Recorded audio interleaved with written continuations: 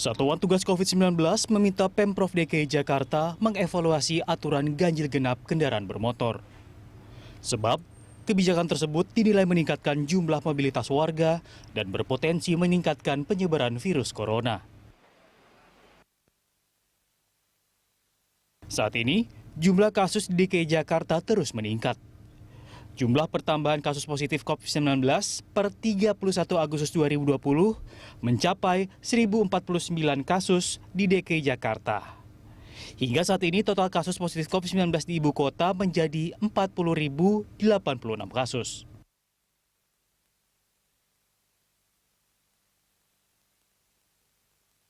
Hal ini menjadi salah satu faktor Satgas COVID-19 meminta Pemprov DKI untuk mengevaluasi aturan ganjil genap. Karena lonjakan penumpang pada transportasi umum terjadi, salah satunya di halte Transjakarta. Tim Liputan, Berita 1. Pemirsa Lunch Talk, kali ini kita akan membahas untuk segera melakukan evaluasi aturan ganjil genap. Karena kebijakan ganjil genap menyebabkan penumpukan penumpang pada transportasi umum dikhawatirkan menjadi pusat penyebaran virus corona. Satgas COVID-19 meminta Pemprov DKI Jakarta untuk segera mengevaluasi ganjil genap untuk mengurangi penyebaran virus corona. Untuk membahas hal ini sudah terhubung bersama kami melalui telekonferensi anggota pakar medis Satgas COVID-19, Profesor Dr. Ari Fahrial Syam dan Ketua Ikatan Ahli Kesehatan Masyarakat Indonesia, Mas Dedi Supratman. Terima kasih Mas Dedi dan juga Prof. Ari telah bergabung bersama kami. Sama-sama Mbak Elisa. Terima kasih. Ya, ini kalau kita lihat saya ke Prof. Ari ini dikatakan bahwa apa sebenarnya? Apakah betul memang temuan dari atau yang dikatakan oleh Satgas penanganan COVID-19 bahwa dengan adanya ganjil genap ini akan menjadi sebuah tempat baru untuk penyebaran COVID-19 ini, atau apa sebenarnya hasil evaluasi yang ditemukan oleh Satgas COVID-19 ini terkait dengan aturan ganjil genap ini? Ya, pertama mungkin saya cerita sedikit ya, pada saat awal ganjil genap ini itu pun juga kita sudah prediksi bahwa apa yang akan terjadi kemudian kalau ini tetap dipaksakan yaitu penumpukan ya, mengingat penumpukan penumpang yang berpotensi untuk terjadinya penyebaran sesama para penumpang begitu. Cuman memang reasoningnya waktu itu Dinas Perhubungan menyatakan bahwa ini diuji coba dengan ganjil genap ini diharapkan tidak banyak kendaraan, tidak membatasi orang untuk keluar rumah gitu loh, kira-kira begitu. Padahal kita tahu bahwa saat itu kan ya boleh dibilang kan sebagian besar kantor sudah jalan setiap hari operasional ya, artinya mereka sudah pasti bekerja, datang gitu ya ke kantor, beraktivitas segala macam gitu, sehingga waktu itu pun juga kita sudah bilang kalau ini memang dipaksakan ada kemungkinan bahwa terjadi penumpukan. Dan ternyata ya prinsipnya kan begini, terus terang saja kita semua ini sedang belajar gitu ya dari situasi dan kondisi. Di satu sisi dinamikanya ini cukup tinggi karena kita bicara soal psikologi ya dari masyarakat gitu. Dan akhirnya kan kita bisa lihat ternyata apa yang diprediksi di awal itu terjadi. Ya tentu harus dievaluasi lagi ini. Apakah ini efektif? Apalagi terus terang saja memang polisi pun juga komitmennya luar biasa. Ya, artinya ketika melanggar ya tetap langsung kena tilang gitu loh. Artinya saya melihat beberapa tempat itu ketika pelaksanaan ganjil genap dilaksanakan ya pada pagi dan sore hari memang polisi siap siaga di berbagai tempat. Jadi memang masyarakat pun akan berpikir dua kali kalau memang mencoba tetap memaksakan diri ketika mobilnya tidak sesuai dengan tanggal hari ini gitu. Kalau dia mobilnya genap atau dia ganjil gitu loh. Nah, apa yang akan yang menjadi solusi masyarakat ya menaik kendaraan umum ya, disitulah akhirnya jadi penumpukan. Walaupun waktu itu saya sebutkan kalau memang ini mau tetap dipaksakan harus ditingkatkan kapasitas transportasi publiknya harus ditingkatkan atau tadi dijaga memang petugas-petugas akan lebih banyak gitu. Nah tapi kenyataannya kan ya kita bisa lihat seperti yang disampaikan oleh teman-teman di Satgas bahwa ternyata ada penumpukan yang berpotensi untuk terjadi penularan. Itu Mbak kira-kira. Oke, Prof, ini kalau dilihat kita tahu bahwa tren kasus positif di DKI Jakarta saat ini pun terus meningkat, bisa dikatakan seperti itu. Apakah Anda melihatnya ini salah satu juga penyebabnya? Ya, banyak faktor sih sebenarnya ya. Kalau Pak Gubernur kan selalu bilang kami meningkatkan kapasitas pemeriksaan, betul. Jadi memang kapasitas pemeriksaan swab ini juga meningkat. Artinya apa? Semakin banyak orang yang dilakukan screening akan semakin banyak kasus yang ditemukan, itu betul.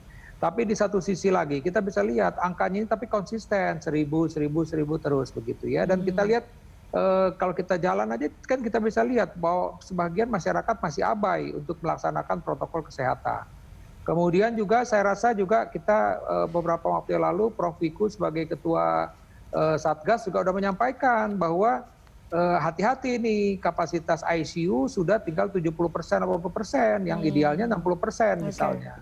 IGD juga artinya sudah susah orang mendapatkan tempat di ICU dan IGD menjadi numpuk pasien gitu loh. Walaupun dari Kemenkes waktu itu sudah menyampaikan bahwa itu sebenarnya tidak seperti itu adanya gitu loh. Jadi artinya kan ya ini kita udah sampaikan lah, ini akan terjadi kalau memang ini terus dipaksakan ya. Angka kita kan luar biasa ini sekarang kan udah 177.000 dan Jakarta 40.000, artinya boleh dibilang 1/4 jumlah kasus di Indonesia itu ada di Jakarta ini gitu. Kita mau bilang apa, memang faktanya demikian.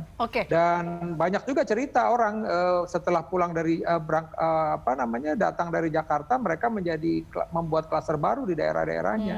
Oke, sebelum kita membahas mengenai tadi hasil tes cepat itu, mungkin saya ke Mas Dedi. Mas Dedi tadi ya menanggapi evaluasi dari peraturan ganjil genap ini, apakah Anda memang sepakat terkait dengan hal ini? Ya, terima kasih Mbak Elisa. Dari awal yakni sebenarnya kita sudah mengingatkan pemerintah DKI ya untuk kemudian hati-hati melaksanakan kebijakan ganjil genap ini. Karena kita saat ini sedang pandemi dan kita tahu bahwasanya kita harus mengurangi mobilitas, mengurangi kepadatan karena itu sangat berpotensi meningkatkan kasus COVID di DKI Jakarta. Dan faktanya, tadi seperti yang dijelaskan oleh Prof. Ari, DKI meningkat tajam seperti itu. Dan multifaktor memang, di samping faktor testing, memang kita lihat ada banyak klaster-klaster baru. Dan setelah diidentifikasi, informasi yang kami dapat memang klaster tersebut itu banyak yang menggunakan transportasi publik seperti itu. Jadi memang yakni menghimbau pada pemerintah DKI untuk kemudian mengevaluasi kembali kebijakan ganjil genap ini karena memang sangat berpotensi membuat klaster baru dari transportasi publik ini, Mbak Elisa. Tapi Anda melihat betul bahwa ganjil genap ini akan membawa sebuah klaster baru lagi dan ini tidak akan menyelesaikan masalah jika memang ini tidak diperhatikan betul-betul atau diseriuskan. Ya, sebuah kebijakan yang dibuat itu harus melihat fondasi atau tujuannya itu untuk apa seperti itu. Kalau tujuannya untuk membatasi mobilitas, tentu memang tidak tepat dalam konteks penanganan COVID-19 ini. Kita tahu saat ini situasi sudah dalam tanda kutip seperti normal kembali. Di sisi lain, pemerintah DKI menerapkan ganjil genap sehingga kemudian memaksa orang menggunakan transportasi publik seperti itu. Saya melihat pengamanannya cukup ketat ya di busway, di stasiun, itu kan. Namun yang terjadi justru kan ada penumpukan di halte, di terminal itu, sehingga memang ini yang kami sayangkan seperti itu. Dulu kan janjinya armada ditambah, itu kan, jam operasional ditambah. Namun faktanya penumpukan penumpang itu tidak bisa dihindari kami melihat, sehingga itu sangat berpotensi untuk kemudian menimbulkan klaster baru. Sehingga memang kami berharap untuk kemudian untuk saat ini dalam situasi pandemi saat ini sebaiknya kebijakan ganjil genap ini untuk sementara ditangguhkan dulu sehingga orang memang kemudian bisa menggunakan transportasi ataupun kendaraan pribadinya. Dan jangan heran jika kemudian pemerintah DKI kan menyampaikan ada kepadatan transportasi. Ya jelas lah, karena orang sekarang lari ke transportasi pribadi karena memang jauh lebih aman itu kan dibandingkan dengan menggunakan transportasi publik yang faktanya saat ini over capacity seperti itu. Kalaupun di dalam busway-nya ataupun keretanya itu bisa diatur jumlahnya, tapi di haltenya nyatanya tidak ya? Itu dia, itu yang harus diantisipasi. Jadi kalau dibilang tidak ada penumpukan di kendaraan transportasi umum, tidak ada, tapi penumpukan terjadi di setiap halte atau di stasiun-stasiunnya. Oke, baik, kita akan lanjutkan perbincangan ini Mas Dedi dan juga Prof. Ari usai jeda. Pemirsa tetaplah bersama kami dalam Lunch Talk.